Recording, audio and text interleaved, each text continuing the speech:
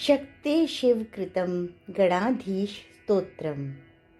श्रीशक्ति शिवावुचतुः। ओम श्री गणेशाय नमः। नमस्ते गणनाथाय गणानां पतये नमः। भक्तिप्रियाय देवेश भक्तेभ्यः सुखदायकः। ओम गणपतये नमः। स्वानन्दवासिने तुभ्यं सिद्धिबुद्धिवराय च नाभिशेषाय देवाय ढुण्डिराजाय ते नमो नमः। ओम गणपतये नमः। वरदाभयहस्ताय नमः। परशुधारिणे नमस्ते। श्रीहस्ताय नाभिशेषाय ते नमः। ओम गणपतये नमः।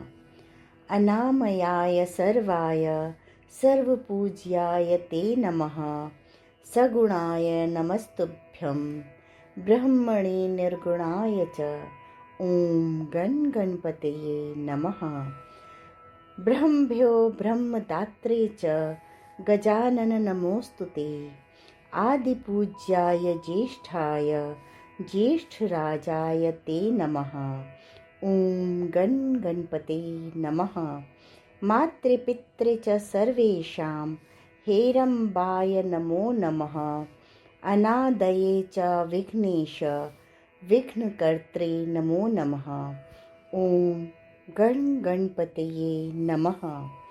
विघ्नहर्त्रे स्वभक्तानां लंबोदर नमोस्तुते। तदीय भक्ति योगेन योगिशः शान्तिमागतः।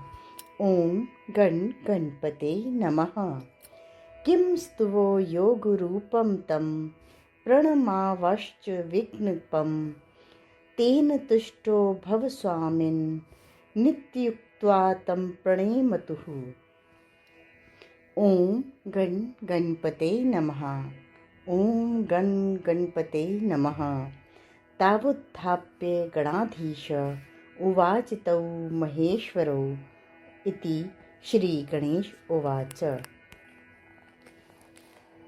भवत्कृतमिदं स्तोत्रं मम भक्तिविवर्धनं भविष्यति च सौख्यस्य पठते शृण्वते पदम्। भुक्तिमुक्तिप्रदं चैव पुत्रपौत्रादितं तथा धनधान्यादिकं सर्वं लभते तेन निश्चितम् इति श्रीशक्तिशिवकृतं गणाधीशस्तोत्रं सम्पूर्णम्। ओम गणपतये नमः।